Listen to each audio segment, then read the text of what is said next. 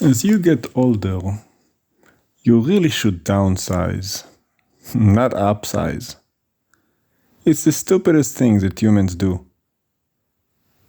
You go from your 20s to your 30s and you upgrade. 30s to your 40s and you expand. 40s to your 50s and you get even more. 50s to your 60s, now you got a new one. And you got all of these things that require maintenance.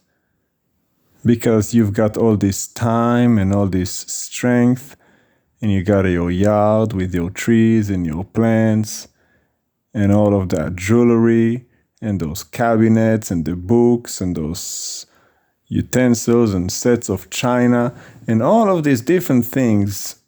And your house is big, obviously. You got multiple television sets, and furniture, and beds, and guest rooms, etc. And then comes the tipping point when you don't have the strength you used to have anymore. Oh, you have time, plenty of time, you got nothing to do. But you're decaying, your body is running its course. And now you no longer have the strength to trim your trees every week or two, to tend to your flowers and care for the soil and clean the dust and wash the dishes and repair the walls and all of those multiple sinks that are getting rusty and leaky. And all of this extra stuff that you spent all of your life collecting is sitting there just rotting away and decaying, and your house looks like the old house down the hill with they always have it on those Scooby-Doo shows. The house at the end of the street that nobody lives in except for spiders and ghosts. Because that's what happens. Spiders are taking over, mold is growing, and it just looks disgusting. Because you have bit more than you can chew. And now you suffer the consequence.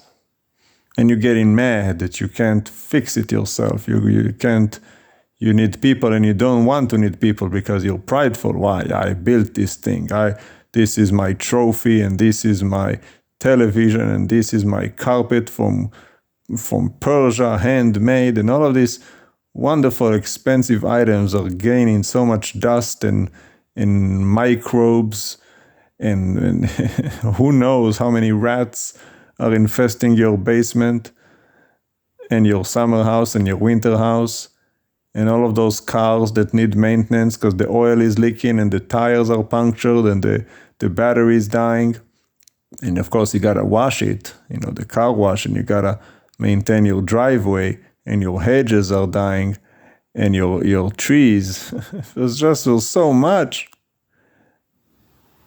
There's a reason why the Lord says, "My yoke is easy, my burden is light." Because this is not our home. The Lord teaches us to live as Abraham, as a temporary alien. I'm just passing by. This is not my permanent residence.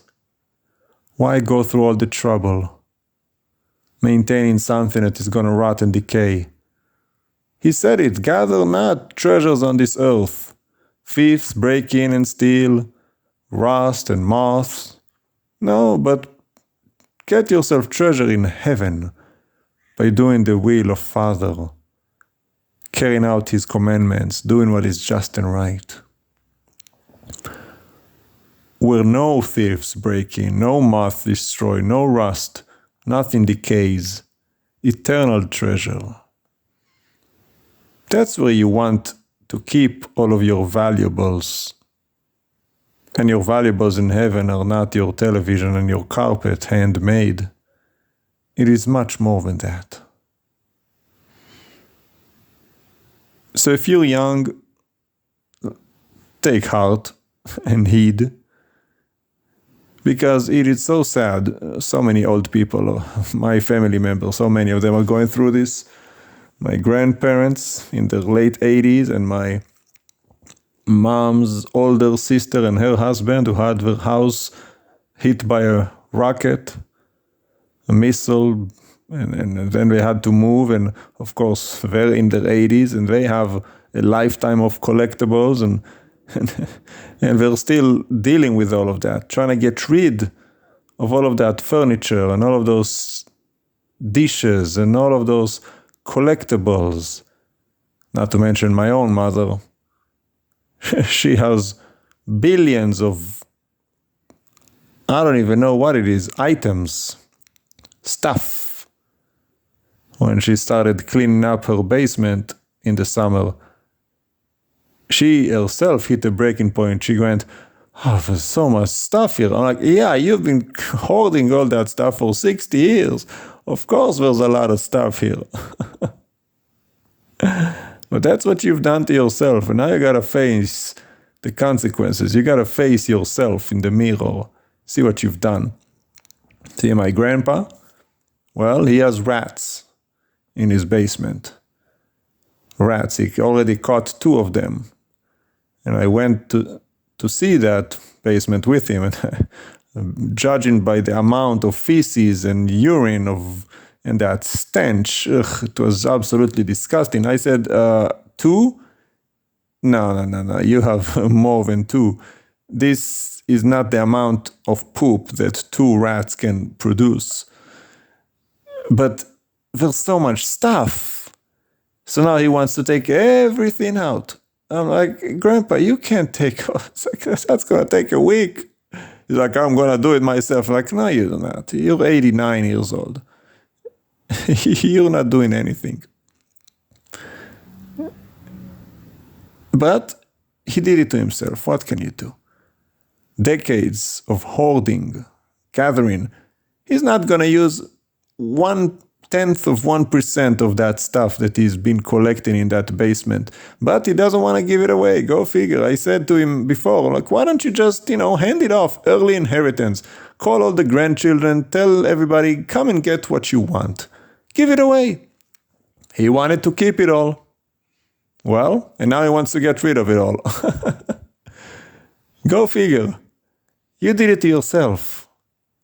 Because you don't put your trust in the Lord. You put your trust in this world.